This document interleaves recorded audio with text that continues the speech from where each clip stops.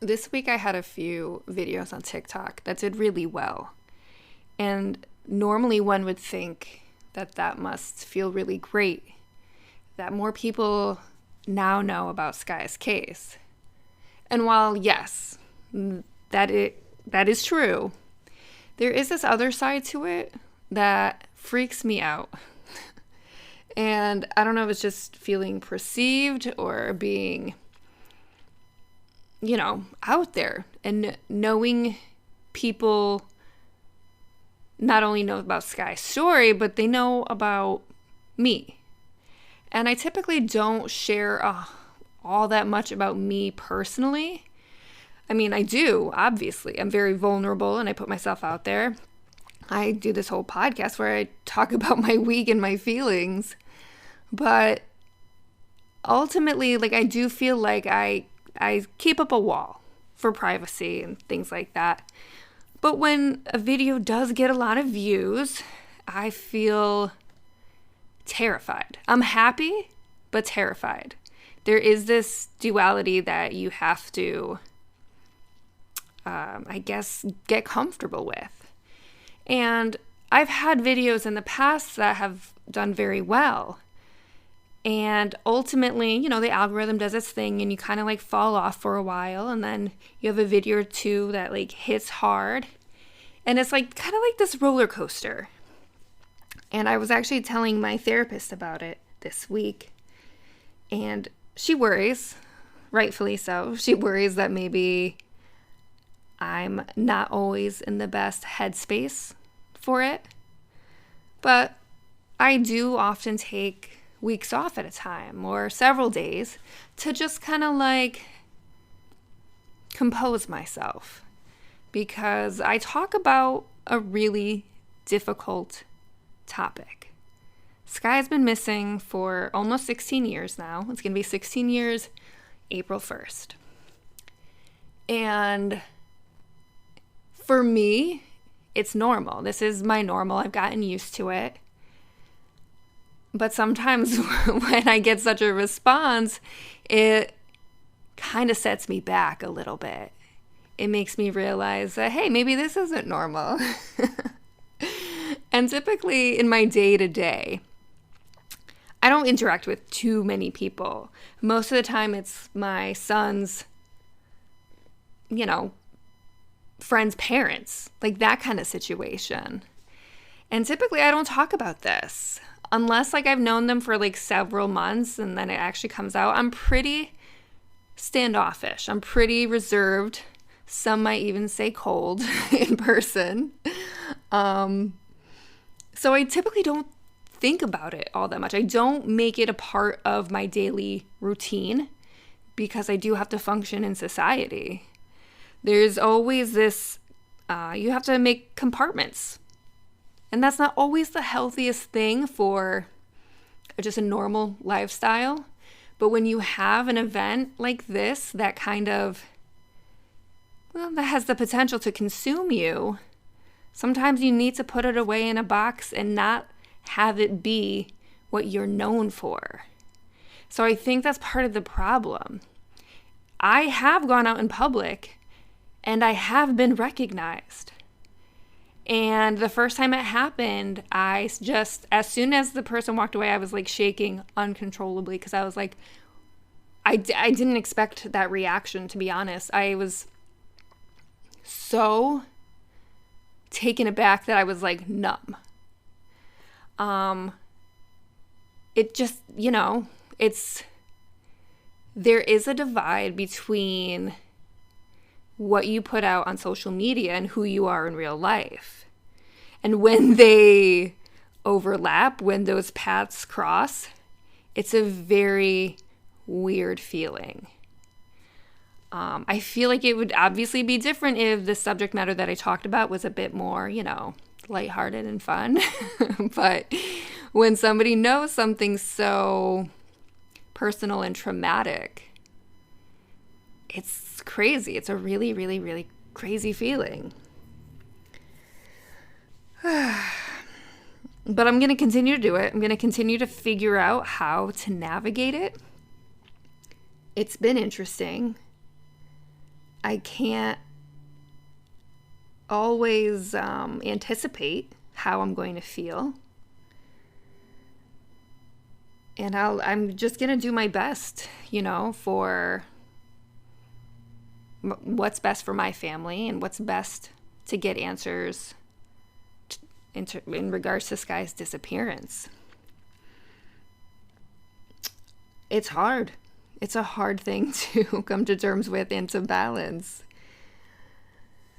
So actually this week, there's going to be an article coming out in a local Connecticut paper with it's called the Record Journal. And they found out about the GoFundMe, and my mom and I did an interview with the newspaper. It isn't out yet. I will link it and let everybody know when the article is out. But I invited my mom to be a part of this. I really want her to be a bit more involved. I know she's been really scared, and she's more than willing to be a part of it as long as I'm taking, the reins. But I'm kind of excited that due to the fact that she's still in Connecticut, the journalist wanted to get photographs. So they went to my parents' house. They got photographs of my mom and some of Sky's photos. And they're talking about the GoFundMe and the trip to Japan.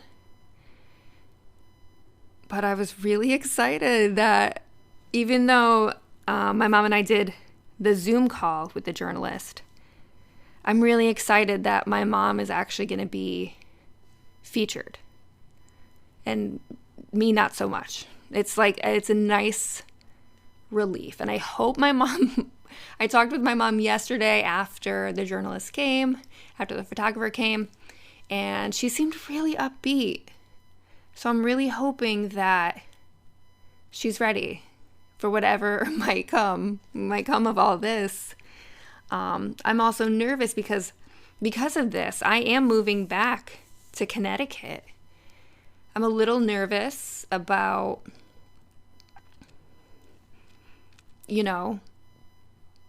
what I've been doing on social media, but also needing to get a regular job. This trying to find somebody doesn't pay your bills. Doing a podcast doesn't pay your bills. Not in my case, at least. It's more of a labor of love. So it's one of those situations where it's like, how do you find that balance and that normalcy? I don't know. Maybe I'm overthinking, and maybe I'm going to go and move back to Connecticut and no one will still know about Sky. Because that's kind of what happened over the years. Sky's case just kind of, it didn't hit the way it's hitting now. But again, this getting any kind of momentum has taken me about 2 years of constantly talking about it on social media to get the kind of traction I needed in order to get back to Japan. So we will see. I think what I need to do is not think so much about it. Sometimes just face it when it comes.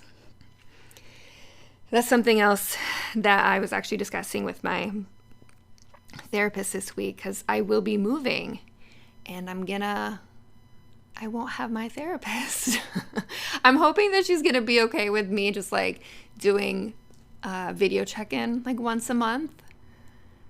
She did mention that we should start a podcast and just talk about therapy and life. And I thought that would be interesting. We'll see. I really like my therapist, so I want to, I'd like to keep in touch. And because I also know that I'm going to have to find somebody else a little closer. I need to find a new doctor closer. And the whole cycle just starts again. The struggle of finding balance. And I guess that's what it's all about, finding going through a change and trying to navigate the balance and the lack of balance. And I'm excited. I'm excited about my move. I'm excited about going back to Japan. My mom's really excited. She said something that I thought was a little funny, but so true during the interview that we had. And she's like, I'm really excited to go back to Japan because I don't remember any of it. And that's something me and my mom can talk. We can have maybe like a monthly podcast talk about the Japan we remembered and then the Japan we're going to experience this time around. I'm hoping it's going to be better. Yeah. A lot's happening. I'm excited. But, as another quick update on the not so happy side of things, but my grandmother has been put on hospice. So that is happening now. My mom's doing okay. It's, one of those inevitable things. And I think, everybody's going to get through it as well as they can. And yeah, it's just, when life happens, it happens all at once. It is, I think you just have to sit down and take it, just don't fight it, just take it, let it wash over you, and just trust that you got it. And I feel all right. I feel all right about it all. Okay, guys. It's been real. This has been Therapy Notes, Session 18.